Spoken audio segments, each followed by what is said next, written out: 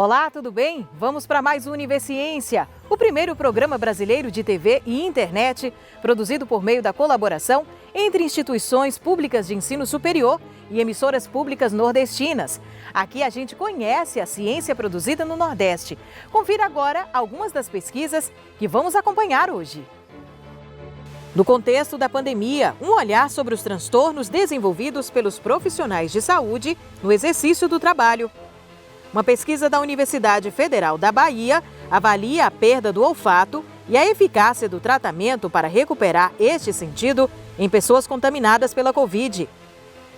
Nascido de um trabalho de pesquisa da Universidade Federal de Sergipe, grupo atende mulheres vítimas de violência.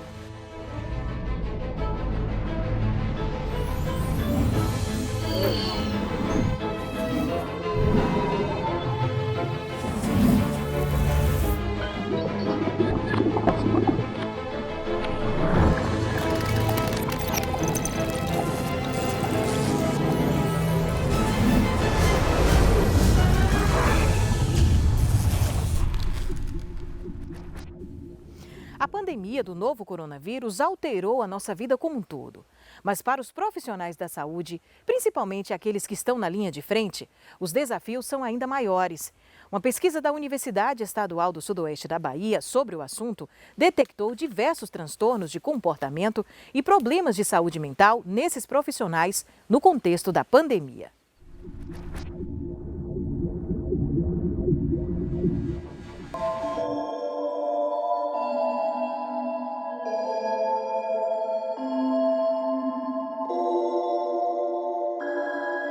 Como o projeto ELAPS, ele é bem grande, né, bem amplo. É um instrumento que são compostos por duas etapas. Na primeira etapa, tem um número de questões referente a alguns critérios, na segunda etapa, outro. Nesse trabalho, a gente investigou especificamente a questão dos transtornos mentais comuns nesses trabalhadores. O que a gente concluiu foi que a prevalência foi elevada nos trabalhadores. A maioria, né, que teve a prevalência elevada foram mulheres e pessoas mais velhas. Uma coisa que chamou a atenção da gente foi que não teve uma relação significativa entre a presença desses transtornos e a infecção por Covid-19. Foi uma coisa que chamou a atenção e a gente até pretende depois, né, investigar mais quando o resultado estiver no final da pesquisa, né, para ver se isso vai mudar, porque até então são resultados preliminares. Então, as três coisas que a gente observou até o momento foi isso. Mas o estudo, ele tem várias coisas ainda para a gente concluir, porque ainda não acabou. Esse primeiro momento, por conta desse trabalho, né, a gente recortou e pesquisou isso. Mas a gente investiga muitas outras coisas, como a inatividade física, o comportamento sedentário, várias questões assim, bem específicas desses profissionais, o estudo contempla. E até então, né, quem respondeu foram médicos, enfermeiros, agente comunitário de saúde foi a maioria, técnicos de enfermagem, dentistas, teve recepcionistas também. Todos os trabalhadores da unidade que a gente investiga, das unidades que a gente investiga, podem participar. Não tem restrição nesse sentido, qualquer categoria profissional pode participar. Nosso estudo, ele caracteriza-se como um estudo multicêntrico, onde nós temos vários centros de pesquisas envolvidos. Então, hoje nós estamos trabalhando junto com a Universidade Estadual de Santa Cruz, com o Instituto Federal de Educação da Bahia, campus de Ilhéus, e com a Faculdade Santo Agostinho aqui de Vitória da Conquista, além da nossa parceria com o Programa de Pós-Graduação em Saúde Coletiva da UFES. Os transtornos mentais comuns, eles são caracterizados, né, por um conjunto de sintomas, como insônia, irritabilidade, cansaço, fadiga, estresse. E dentro, né, dessa categoria, a gente utilizou um instrumento, né, para investigar esses transtornos, que é um instrumento de rastreio, ele não faz diagnóstico. Então, a gente identifica como suspeito para transtornos mentais comuns. Dentro dessa população, né, que a gente investigou na cidade de Vitória da Conquista, dentro das unidades básicas de saúde, os trabalhadores da saúde apresentaram uma prevalência de 40,3%. Que é uma prevalência elevada, né, segundo a literatura, e também, de acordo com os estudos que a gente vem consultando, essa categoria profissional é uma categoria que sempre aparece com uma prevalência elevada. Nosso estudo, ele caracteriza-se como um estudo longitudinal, com uma proposta aí de trabalhar esse acompanhamento durante 20 anos, com coletas de dados a cada 4 anos, e nesses intervalos nós vamos estar junto com os gestores propondo políticas de atenção à saúde a esses trabalhadores. A gente submeteu, né, para o evento, nem sabia também se ia ser aprovado, porque pelo que eu estava acompanhando, assim, esse evento foi muito grande, muitos trabalhos foram submetidos, foram 1.800 trabalhos. Então, só de ser selecionado já seria uma grande vitória. E aí eu recebi, né, a confirmação que tinha sido aprovado o trabalho e tal. Aí apresentei. No dia que eu fui apresentar, eu fiquei mais chocada ainda, porque eu que apresentei, aí na sala, quando eu entrei, assim, eu fui a quarta, eu não lembro exatamente assim, a ordem, mas, assim, antes de mim, depois de mim, sempre foram mestres e doutores, assim, tinha uma pessoa de graduação, além de mim, assim. Aí eu fiquei, meu Deus, eu fiquei, assim, lisonjeada de estar ali no meio daquelas pessoas de vários lugares do Brasil, de fora do Brasil também. Aí saiu a lista dos premiados com destaque, era o professor Saulo, que colocou no grupo lá que a gente tem. Aí eu falei, ué. Aí eu fui ver, tinha recebido um e-mail e tal. Aí eu fiquei muito feliz, assim, realmente a gente nem esperava, porque foi o primeiro trabalho do projeto, porque foi uma coisa, assim, muito despretensiosa mesmo, mas, né, pela grandeza do estudo e pelo esforço da gente, aí recebeu o reconhecimento. Como eu sou da área da psicologia e eu estudo os transtornos mentais comuns, nesse sentido, eu acredito que o trabalho, né, ele pode ajudar a identificar esses transtornos, né, e poder chamar atenção para essa categoria profissional. Para a gente é um fator que nos motiva, mostra também a importância do investimento da instituição na iniciação científica. Essa bolsista é uma bolsista de iniciação científica da UESB, então é muito importante esses prêmios, como você disse, né? Como nós apresentamos resultados parciais, era algo que a gente ainda não esperava, mas que bom que a gente conseguiu, isso nos motiva a cada vez estar tentando melhorar o nosso projeto.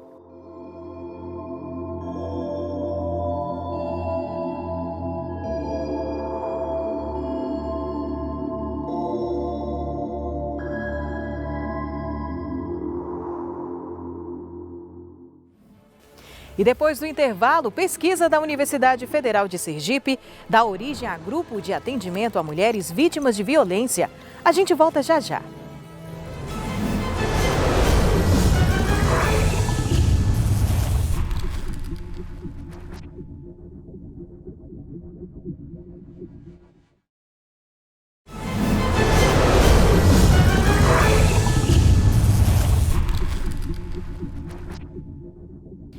Na Universidade Federal de Sergipe, um grupo de pesquisa tem proporcionado uma rota favorável às mulheres vítimas de violência, facilitando e orientando o acesso aos serviços de saúde, assessoria jurídica e diversas outras instituições no enfrentamento à violência contra a mulher.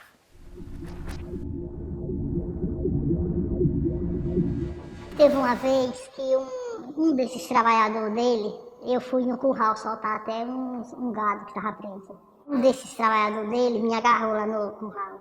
E ele botou uma faca em cima de mim, disse que se eu falasse, que ele me matava. Eu lhe mato que você está aqui, eu lhe pego aqui em qualquer lugar. Eu já era um senhor. E o que eu vou fazer? Eu não vou, porque se eu contasse a meu pai, eu não sei o que ia acontecer. A minha mãe também. Agora a minha mãe era mais assim, rígida. Aí eu tinha medo do que poderia acontecer. Poderia minha mãe dizer que não me queria dentro de casa.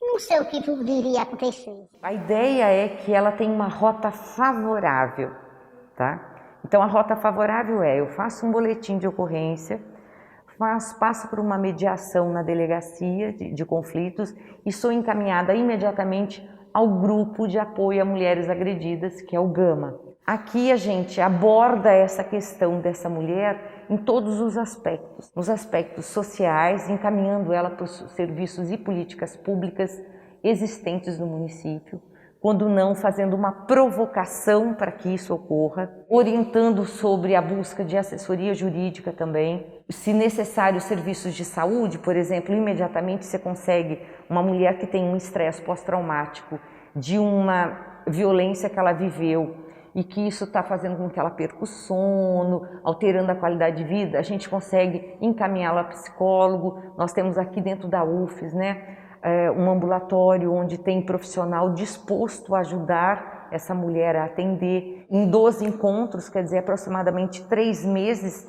a gente trabalha com temáticas específicas, isso muito baseado no estudo, no meu doutorado, que a gente se aprofundou nisso, para que essa mulher consiga, no final de 3 meses, estar com empoderamento psicológico e ser capaz de ser protagonista de sua vida. Eu tenho assim mais apoio assim de uma pessoa assim de fora assim. Eu aprendi muita coisa, aprendi assim sobre assim que a pessoa não fica assim mais uma comparação. A pessoa arruma uma pessoa, né? A pessoa não fica sendo dono assim, quando a pessoa quer ser o dono. A gente não tem que. Eu aprendi muita coisa, aprendi assim, a ter liberdade que eu não tinha, aprendi muita coisa mesmo. E assim, eu aprendi tanta coisa boa que hoje em dia eu acho que não quero mais ninguém não. Num dado momento, quando essa mulher faz o boletim de ocorrência, ele passa pela mediação, ele vem para um grupo, ele encontra a professora, né, como eles se referem a mim e os alunos, e ele não entende por que ele está aqui, porque está tão naturalizado esta relação de poder desigual do homem com a mulher, que ele leva muito tempo, ele leva pelo menos, eu falo que pelo menos 2 meses para esse homem entender que aquilo que ele fez é um comportamento que é possível de mudar. Esses grupos, eles fazem parte do estágio de terapia ocupacional no campo social aqui da UFES, e a gente realmente deve passar por um processo de desconstrução, até porque a gente sabe, né, que toda essa ideia de masculinidade, ela é construída socio-historicamente e que muitas vezes ela vai sustentar essas situações de violência. Então, realmente, em toda a nossa formação teórica, né, para a gente conseguir conduzir esses grupos, a gente realmente deve ter esse aprofundamento teórico e também desconstruir algumas ideias, né, que a gente aprende desde da nossa infância, né? No dia 10 de agosto, na cidade de São Cristóvão, dentro da DAGV de lá, nós estamos iniciando o GASVID, que é o grupo de homens, na parte da manhã, e o grupo de mulheres na parte da tarde. Nós vamos usar o espaço da delegacia, que é algo inédito para a gente também, mas a gente está trabalhando, com a doutora Ana Carolina, que é a delegada de lá, a ambiência que a gente chama, né? Nós vamos ter um ambiente acolhedor para poder fazer os grupos dentro de uma delegacia. E lá é um trabalho, é um lugar aberto, é uma cobertura com lugar aberto, tomando todos os cuidados, como a gente está tendo aqui, em questões sanitárias, de trabalhar com grupos pequenos, em ambientes grandes, arejados, sempre usando máscara, o álcool e orientando também de questões sanitárias necessárias. Eu falaria que elas tenham coragem, assim como eu tive, ter a coragem de revelar, procurar assim, umas pessoas que ajudem a fazer o BO, se precisar ir para a delegacia, para o juiz, para onde for, não tenha medo não. Apesar dos avanços, o desafio é grande na luta contra a pandemia, sobretudo em relação às sequelas nos pacientes. Você conhece alguém que teve perda do olfato? Segundo dados do ambulatório pós-Covid do Hospital Universitário Professor Edgar Santos, da Universidade Federal da Bahia, cerca de 60% a 80% dos pacientes com Covid desenvolvem algum grau de perda do olfato e destes, 1,5% persiste com sintoma. Investigar as alterações no olfato e avaliar a eficácia de tratamentos para a perda desse sentido em pacientes pós-Covid é o objetivo de uma pesquisa desenvolvida na Universidade Federal da Bahia.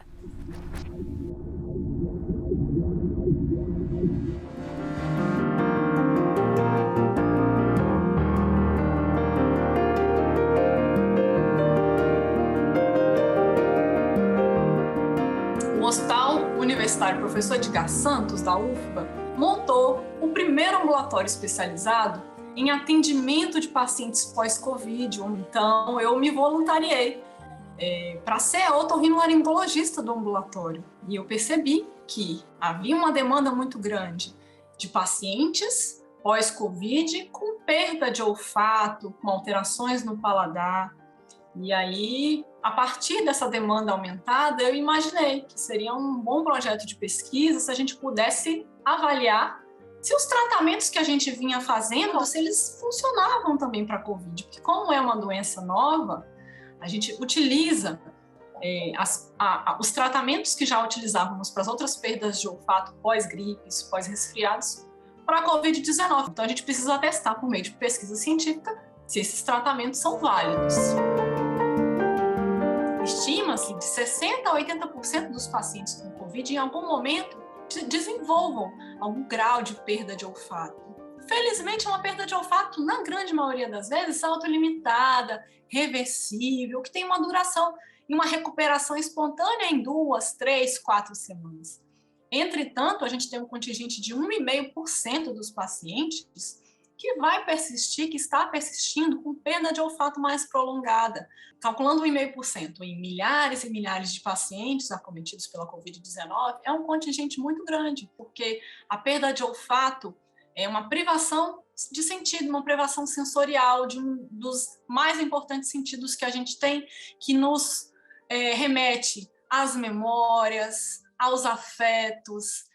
Tem também uma possibilidade importante de nos defender no meio em que estamos, para nos defender contra ameaças domésticas, vazamentos de gás, panelas queimadas, incêndios elétricos. Tudo isso é detectado de forma rápida e precoce por meio do olfato. Já se sabe que o SARS-CoV-2, que é o vírus causador da Covid, ele tem afinidade por diversos tecidos do corpo, inclusive pelo tecido olfatório. Então, ele tem uma afinidade por esse tecido olfatório, ele inflama esse tecido olfatório, torna esse tecido olfatório mal funcionante e atrapalha também a comunicação desse tecido olfatório com o córtex cerebral, que é o cérebro que interpreta os cheiros. Então, esse prejuízo causado pelo SARS-CoV-2 pode ser melhorado com um treinamento de essências que já é validado e estudado para as outras perdas de olfato, pós-infecciosas, pós-traumáticas, e é um tratamento já amplamente realizado no Brasil e no mundo. Consiste em treinar, em cheirar uma sequência de 4 odores conhecidos, que são rosa, cravo, limão e eucalipto, 2 vezes ao dia por 3 meses. Esse tratamento consiste em regenerar o epitélio olfatório danificado e melhorar as conexões dele com o córtex cerebral. Então, estamos na fase de coleta de dados, já temos aproximadamente entre 80 e 90 pacientes incluídos na pesquisa. A gente precisa de ter 2 grupos fazendo tratamentos diferentes para acompanhar a evolução desses 2 grupos e saber as diferenças de resultado, as diferenças de resposta entre esses 2 grupos. Então, no nosso estudo, na nossa pesquisa, todos os pacientes recebem o treinamento olfatório, metade recebe ácido alfa-lipoico, que é uma medicação antioxidante, neuroregenerativa, que também já é eficaz para outras perdas de olfato pós-infecciosas, e a outra metade recebe comprimido de placebo, amido. Fazendo isso, a gente conseguirá acompanhar 2 grupos diferentes, com 2 tratamentos, e saber a eficácia de cada um. Isso também vai gerar uma resposta em relação ao custo do tratamento, né? Que é diferente a gente fazer um tratamento isolado e um tratamento combinado. Para isso que a pesquisa funciona. E para isso que a pesquisa da universidade está, para trazer para a sociedade todas essas respostas e orientar os melhores tratamentos para os nossos pacientes.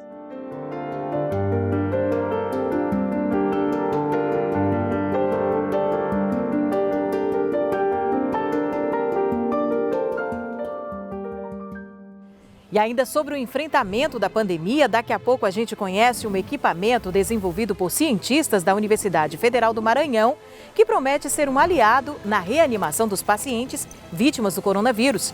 É depois do intervalo.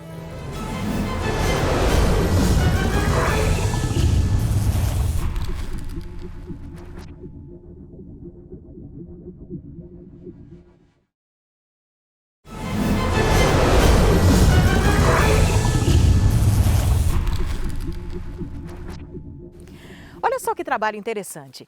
Pesquisadores da Universidade Federal do Maranhão criam um reanimador automatizado para ajudar pacientes vítimas de coronavírus que têm dificuldade de respiração. É o Fastem Vita. Vamos entender como funciona?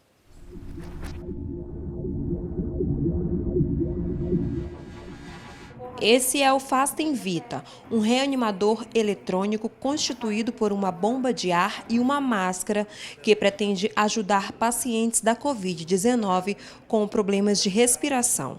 O reanimador automatizado, ele traz um grande benefício para ser usado nas unidades de pronto atendimento, uma vez que ele possibilita a substituição de um profissional para realizar a insuflação do AMBU quando o paciente precisa ser entubado e ventilado mecanicamente. A ideia principal do equipamento foi essa, né? Foi um equipamento que surgiu em combate à Covid, naquele momento que a gente passou e ainda passa, né?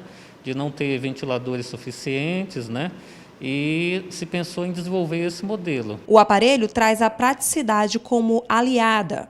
Por não precisar da associação do ar comprimido ao oxigênio, o Fastem Vita possibilita que pacientes transportados em ambulâncias façam a utilização do equipamento. Então ele traz muito benefício para ser usado nessas unidades de pronto atendimento, até que esse paciente possa ser transferido para uma unidade hospitalar ou até que seja possível colocar esse paciente num ventilador mecânico convencional.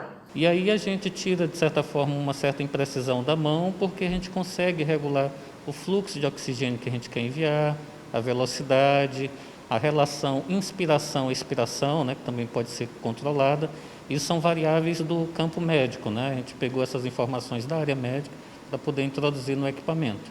Com recursos disponibilizados por meio de chamada pública emergencial, a Fundação de Amparo à Pesquisa e ao Desenvolvimento Científico e Tecnológico do Maranhão custeou 10 protótipos que foram produzidos na UFMA. Vimos aí na visita que fizemos à UFMA as várias possibilidades e esperamos que os testes que serão feitos agora em animais possam verificar e ter a aplicabilidade que ele se propõe. A gente viu aí as possibilidades e com muita satisfação vemos então o resultado de uma pesquisa desenvolvida dentro do Estado, ela possa ser aplicada não só aqui, mas em todo o Brasil, e esperamos que ocorra o mais breve possível os testes aí que possam deliberar sobre a aplicação em seres humanos. Diversas universidades do país participaram da pesquisa, como, por exemplo, as federais do Pará, Santa Catarina e Goiás. A equipe de pesquisadores das universidades conseguiu desenvolver um aparelho como esse, que custa em média R$ 2.000 e R$ 2.500. Agora, a meta atual é conseguir investimentos para que testes sejam feitos e, assim, a produção de 100 unidades para hospitais e ambulâncias do Maranhão. O próximo passo nosso agora são fazer os testes in vitro, né? Então, todos os testes foram feitos no laboratório e agora a gente precisa dos testes reais, que devem ser conduzidos pelo hospital universitário, né? Ou então pela área veterinária, as pessoas que vão utilizar esses equipamentos. A universidade ela tem trabalhado de várias formas nesse sentido, né? Tanto através desse tipo de projetos, que seria pesquisa aplicada, né? Como a pesquisa mais pura, né? A área médica está se empenhando nisso, a área da ciência da computação com as redes neurais também se empenhando em criar modelos, né? Para identificar o vírus, né? Para identificar essas populações, poder classificar, né? Então, a universidade ela tem sido bem ativa nesse sentido. Bom, e com esta boa notícia, encerramos o Universiência de hoje. Na próxima edição, voltamos com mais pesquisa científica para você. Tchau, tchau e até lá!